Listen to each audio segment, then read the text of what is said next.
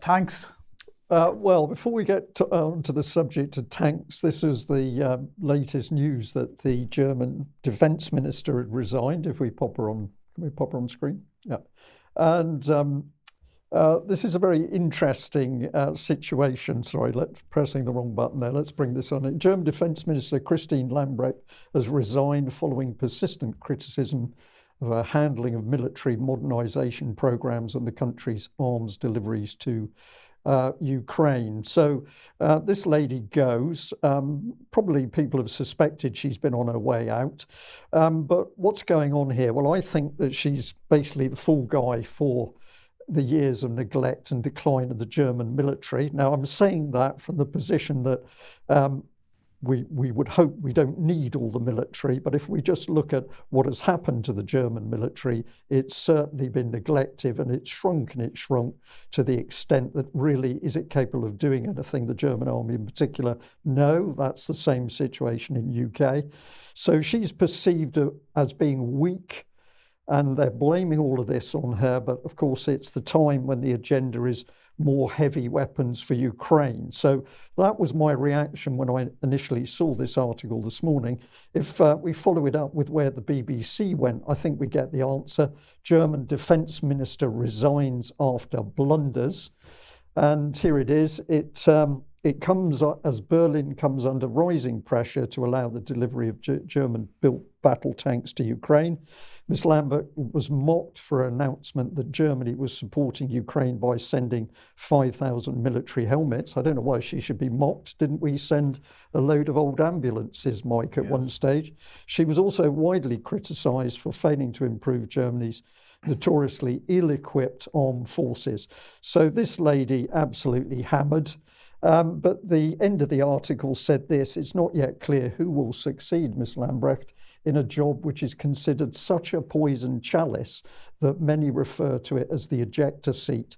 And of course, what's coming here is that the only people they want in that job, in that empty seat, are war hawks who are going to ramp up the war in Ukraine. And of course, tanks are needed because at the moment it's going very badly for Ukraine. Indeed. So let's come on to the issue of the tanks then, because the saga continues. We showed this graphic on Friday, but it's absolutely appropriate. Now, before we get into the main part of this, we thought it was appropriate once again just to show the clip that we showed last week of Tobias Ellwood, because it's still very relevant. So just have a quick listen to this.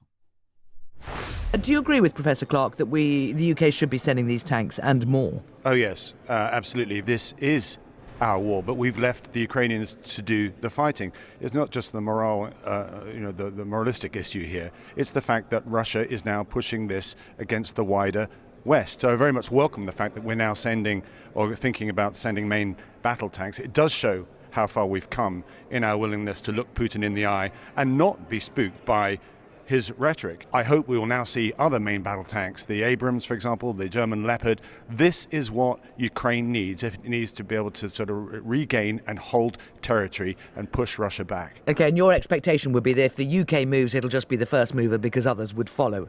Well, absolutely right. And we have been too risk averse. We've lost that Cold War statecraft to look at Putin in the eye. We need to recognize we should not be leaving this to the Ukrainians. Absolutely, Russia is up for this fight. They can endure hardship much better than the West. They're retooling civilian industries. They're mobilizing tens of thousands ready for a spring initiative. We need to be thinking about what 2023 means to us. So the message there is that he believes that when Britain moves, everyone else will follow. So let's look at the statement that the number 10 has issued today on this, or over the weekend, sorry. The Prime Minister is set to accelerate, because accelerationism is what we're living through at the moment. The Prime Minister is set to accelerate the UK's diplomatic and military support to Ukraine in the weeks ahead in a bid to push Russia further back and secure a lasting peace. A flurry of UK diplomatic activity will take place across the globe this week after the Prime Minister directed senior ministers to drive international action as we approach the first anniversary of the full-scale invasion of Ukraine in late February.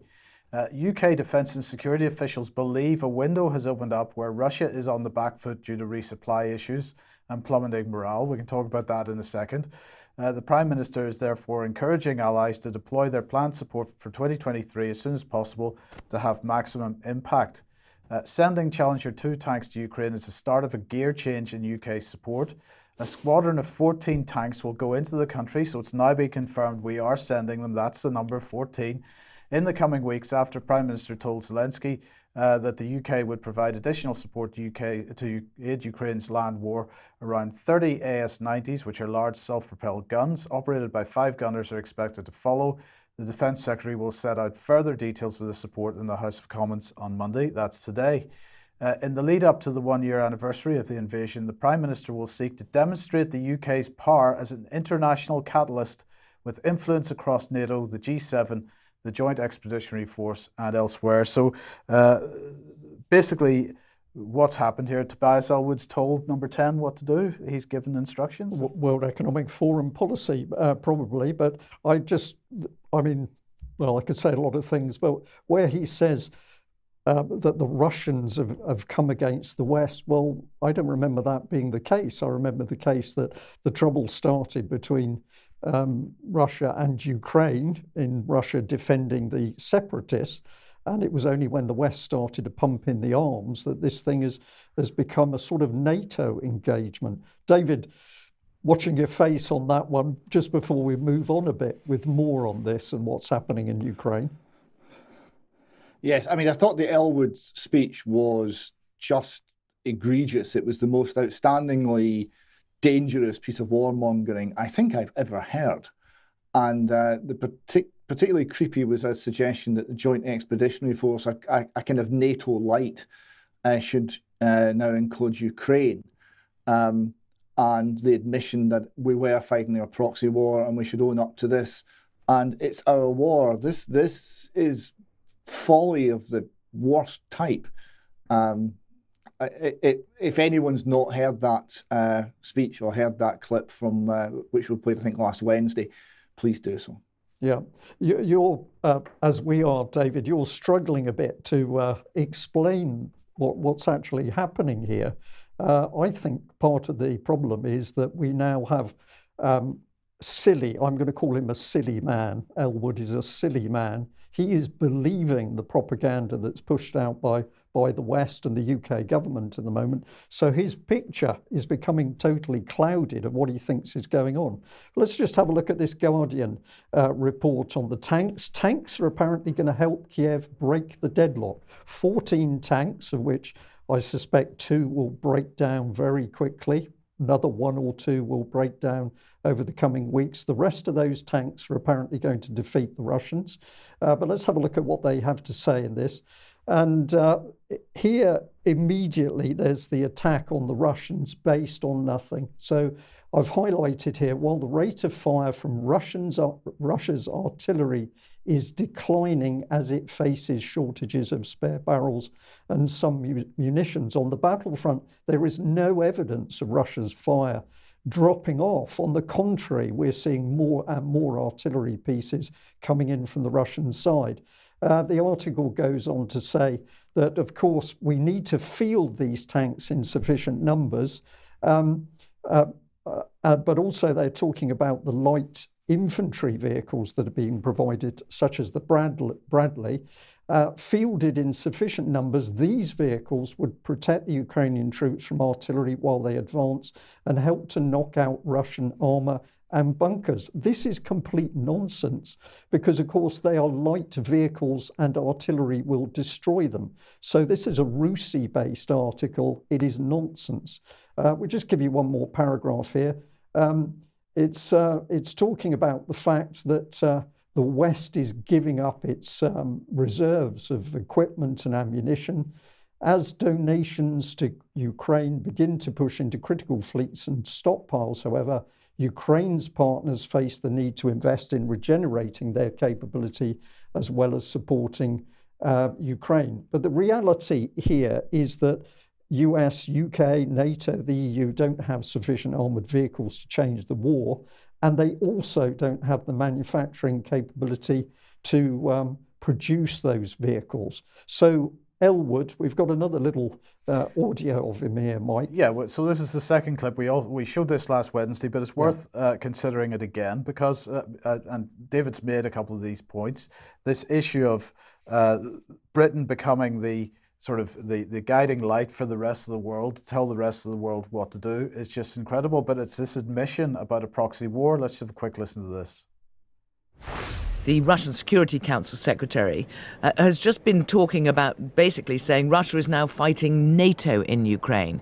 Should that uneasiness about the sort of perception of that just be gone? I'm sorry, who are we being warned by?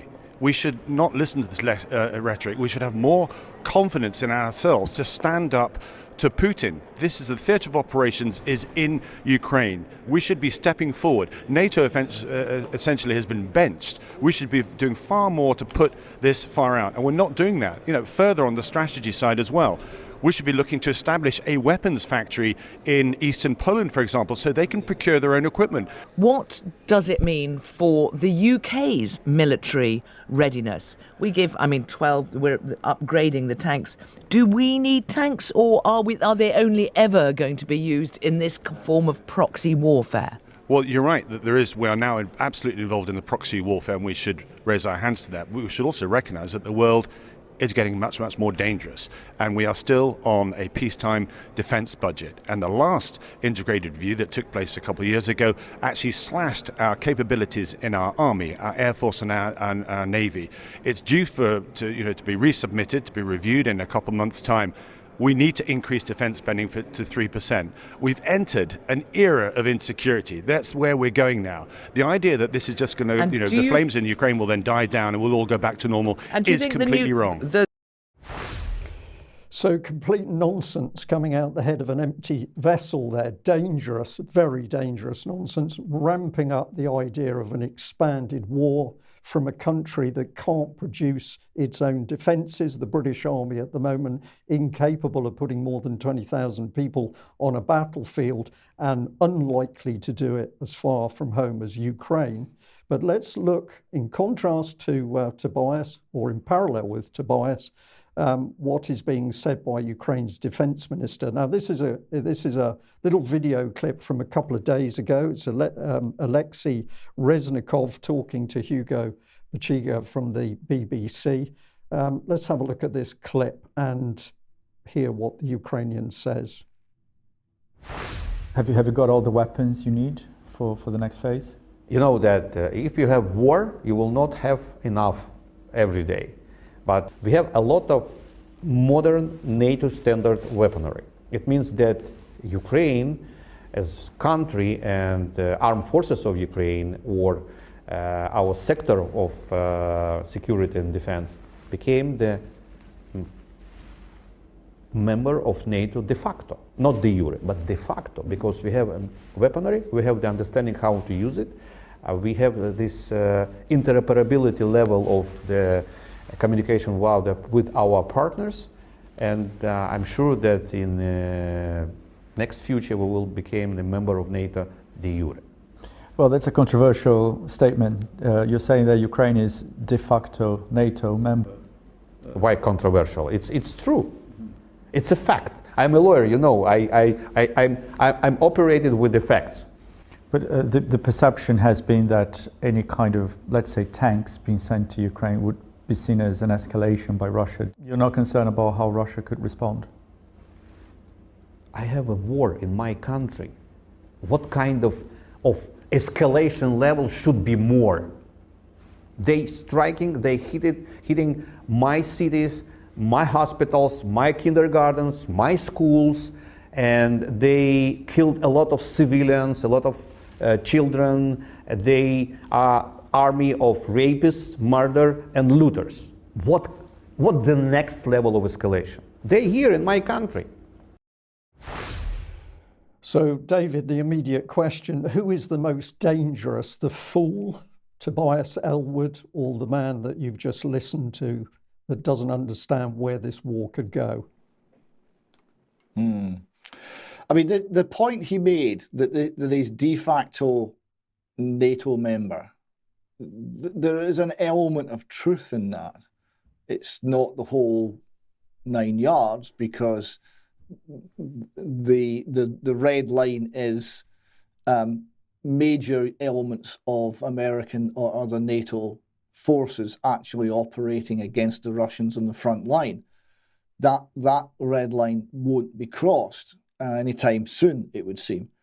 But in every other regard, he's correct that he has interoperability, he has training, he has the equipment, he has the command and control interaction with NATO.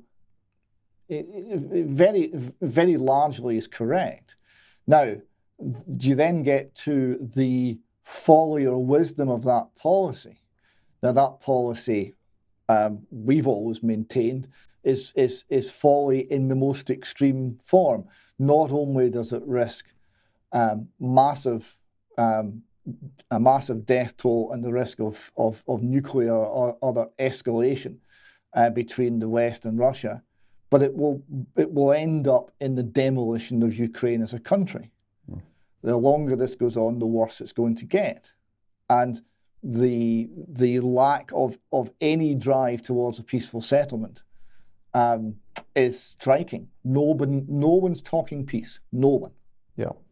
David, thank you for that. Well, I just wanted to comment on the BBC reporter conducting that interview, because when I went to have a look about him, what do we discover about this gentleman? He is simply a spokesman for the Ukrainian side. So I've just picked out a few of these, but we've got him talking about Russian and Wagner forces here, and the advances in Solidar. But he goes on to say, Solidar is not under the control of the Russian army, a Ukrainian military spokesman said. If we go to this one, the Ukrainian Defence Minister told me. If we're here, last week, Ukraine's spy chief told me that Russia's airstrikes would continue. President Zelensky says Russia is likely to intensify its attacks. Ukraine's military spy chief, Budanov, told me last month. Officials say a hotel in the center of Kyiv has been hit. Horrific images from Dnipro. Officials say 27 people across the country were killed. Ukraine claims about 1,000 Russian forces. So this is not a genuine reporter. This is a man who is simply acting as the paid spokesperson for any Ukrainian propaganda that's coming out. Got to be quick, David. A proxy? Well, absolutely. Yes, David. Stenographer. That's what it is. Yeah. Stenographer. Okay, we'll give you that one. Thank you. Now, of course, here's the latest sort of BBC headlines. Russia fires new waves of missiles at Ukraine and hits energy infrastructure. And of course, there's a focus on damage to a civilian building. We're not going to get into that at the moment, or who was actually responsible for it. But what I want to contrast this is we've been constantly told that the Russians are running out of weapons. So this is October 2022, this is March 2022, this is November 2022, this is October again, Russia running out of ballistic missiles. November, Russia is running out of ammo. Putin could be running out of missiles. That was May last year? That was back in May, quite right. August, Russia's running out of Iskander and caliber missiles. So consistent lies and propaganda by the Western media over the Russian weapons stocks. And why can Russia produce these weapons? Because it's taken trouble to look after its industry, whether that's right or wrong, that's what they've done. But the BBC giving the public a pack of lies, and I suspect that Tobias is simply living a world of these lies, which is why he can't make a sensible decision. But what does the BBC not report? And it's this critical piece of information. In the latest Russian missile attacks, Ukraine's air defences were denied advance warning from US, NATO, AWACS aircraft. This is the strength of NATO, or it has been, that they've had all of these aircraft around Ukraine's western borders, providing advance warning to Ukrainian air defences. Suddenly that information did not get through. There were no warnings in the latest attacks, and it now appears that Russian electronic warfare systems suppress the capability of the AWACS and the airborne early warning systems to an extent that this has not been seen before.